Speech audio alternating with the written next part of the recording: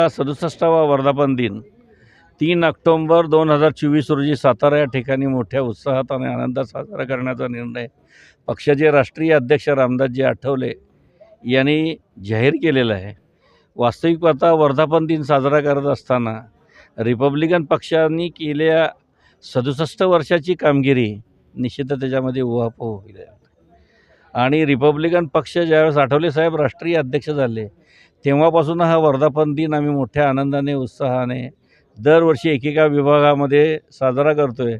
यावर्षी पश्चिम महाराष्ट्रातील सातारा या ठिकाणी हा वर्धापन दिन मोठ्या आनंदाने उत्साहाने साजरा करण्यात येणार आहे। या वर्धापन दिनाच्या कार्यक्रमाच्या नियोजनासाठी आजची ही कोल्हापूर जिल्ह्याची बैठक होती।